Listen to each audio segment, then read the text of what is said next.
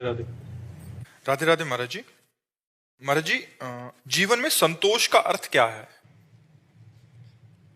यथा लाभ, जैसी परिस्थिति है उसमें हम राजी रहें। जोई प्यारो करे सोई मोहि भावे। हम जैसी भी परिस्थिति आवे उसमें हाँ स्वीकृति है, हमारी कोई परेशानी नहीं।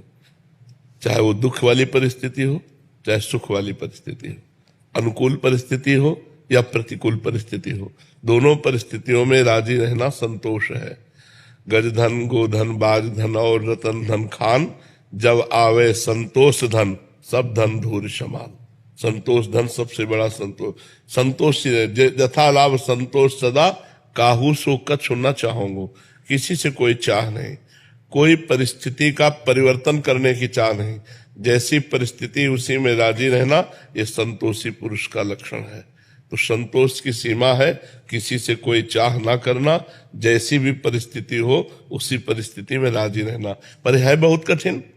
दुख की परिस्थिति में कौन राजी रहेगा? है प्रतिकूल परिस्थिति में कौन राजी रहेगा? अपमान में कौन राजी रहेगा? वही राजी रहेगा जो भक्त है। अगर भक्त नहीं है तो नहीं, राजी नहीं रह सकता। भगवान का भक्त है तो सोचता भगवान ने अपमान दिया है तो कुछ ना कुछ हमारा अमंगल नष्ट होगा। भगवान ने ये दुखद परिस्थिति दी है तो कोई ना कोई अमंगल का नाश होने वाली है, अब हमारा महामंगल होने वाला है। ऐसा भाव विचार ही हमको सहा सकता है कि जैसे अब थोड़ा क्षण रह गया रात्रि का, अभी सुबह होगा, सूर्योदय होगा, अंधकार नष्ट हो जाएगा। तो हमारा जो सुबह होने की आकांक्षा है ये अंधेरे को सहा देगी। ऐसे ही सुख की आकांक्षा दुख को सहा देती। ये दुख आया है, कुछ क्षणों बाद नष्ट हो जाएगा, इसमें भी मंगल विधान है। भगवान कोई न कोई मंगल हमारा कर रहे हैं। तो हमारी जो सहनशीलता है वो धैर्यपूर्वक बनी रहेगी और हम उसको सह जाएंगे। सहनशीलता ही संतोष है। सुख में फूले नहीं और दुख में भूले नहीं। भगवान को कितना भी दुख आवे भूले नहीं, सुख में अहंकार ना करे, धैर्यपूर्वक रहे, यही संतोष।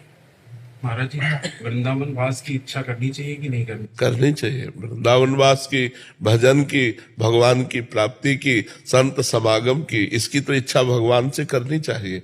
हे भगवान हमें संत समागम प्राप्त हो, हे भगवान हमसे खूब भजन बन जाए, हे भगवान आपके धाम का दर्शन हो जाए, हे भगवान आपका नाम खूब जप करें और आपका दर्शन पालें। ये तो कामना करनी चाहिए। इसी कामना के बल से तो सांसारिक कामनाओं का त्याग होता है। अगर ये कामनाएं नहीं करेंगे तो सांसारिक कामनाएं होती रहेंगी। इन्हीं कामनाओं के बल से हम कामना के त्यागी बनते हैं। इच्छा से इच्छा का नाश, कामना से कामना का नाश। तो सत कामना से असत कामना का